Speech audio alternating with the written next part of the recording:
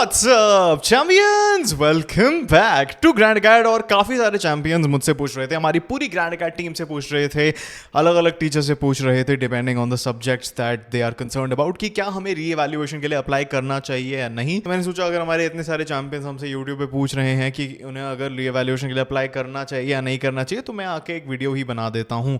देखिए, मैं आपको सबसे पहले एक सेंट्रल थीम बताने वाला हूँ इस वीडियो की, सेंट्रल फोकस बढ़ाने वाला हूँ, और ये आपको लोग बताएंगे नहीं। एक चीज़ मैं आपको बताऊंगा, जो भी लोग कह रहे हैं रिजल्ट में ये हुआ है वो हुआ है, वो आपके कंट्रोल में है नहीं। You should only focus on things that you can influence और कंट्रोल इन लाइफ। मैं आपको ग्रैंड गाइड पे ये काफ़ी महीनों से बताते हुए आ रहा हूँ, and I am sure you understand. If you are a part of this community you understand. तो डिबेट करना छोड़ दो, जो हुआ है आपकी मार्कशीट आपके सामने है, उसे हमें लेके चलना है, हमें देखना है हम आगे क्या कर सकते हैं। अब देखिए, अगर आप in any way shape or form dissatisfied हो with your marks, then आप फोटोकॉपी के लिए अप्लाई कर लो। फोटोकॉपी के लिए जब आप अप्लाई करते हो, which is the first step in the reevaluation process, उसमें आपके नंबर चेंज नहीं होते, ठीक है? आपके कोई नंबर चेंज नहीं होते, आपके रीटोटलिंग भी नहीं होती। तो जब आप एक फोटोकॉपी के लिए अप्लाई करोगे, आपको अपनी फोटोकॉपी मिलेगी, आप फर्स्टली चेक करोगे कि क्या जो टोटलिंग है वो सही हुई है। उसके बाद जब आपको मार्किंग स्कीम मिलेगी और क्वेश्चन पेपर मिलेगा, तब आप डिसाइड कर सकते हो कि आप कैसे चैलेंज करने वाले हो। जिनको भी नहीं पता रिवैल्यूएशन प्रोसेस कैसे होती है, आपको अपनी आंसर शीट दे दी जाती है, फिर आपकी रीटोटलिंग होती है, फिर मार्कशीट के साथ और मार्किंग स्कीम के साथ आपको पता चलता है कि आप किन क्वेश्चंस में आपके नंबर कटे हैं और आप कहां कहां उन्हें चैलेंज कर सकते हो। फॉर एग्जांपल, आपने एक 1 मार्कर सही करा है लेकिन उसे गलत मार्क कर दिया है, तो वो टोटलिंग एरर नहीं होगा, वो मार्किंग एरर होगा। लेट्स से क्वेश्चन नंबर 6 का आंसर था 7, आपने 7 ही किया है, टीचर ने गलत मार्क करा है, लेकिन सीबीएसई के ऑफिशियल मार्किंग स्कीम के हिसाब से 7 है, तो वहां पे आपकी रीवैल्यूएशन सक्सेसफुल हो जाएगी। रीवैल्यूएशन बहुत अच्छे तरीके से काम करती है अगर आप स्मार्ट हो अबाउट ऑल ऑफ दिस। सो मेरे 94.75 आए थे 12th में, फिर मैंने रीएवैल्यूएशन करा के 96.25 कर लिया था।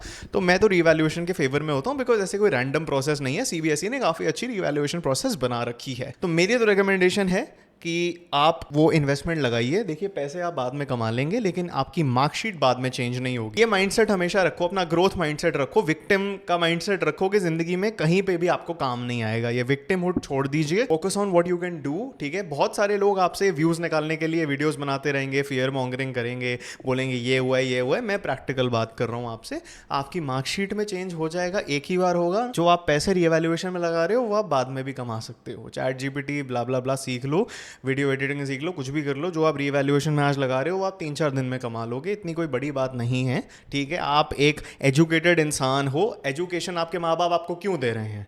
ताकि आप अच्छी एम्प्लॉयमेंट ले पाओ, आप एक अच्छे इंसान बनो और आप अच्छे डिसीजंस ले पाओ। तो मेरे हिसाब से अच्छा डिसीजन यही है कि अगर आपको लगता है कि आपको कहीं ना कहीं कम नंबर मिले हैं, तो आप एक फोटोकॉपी तो मंगा लो यार।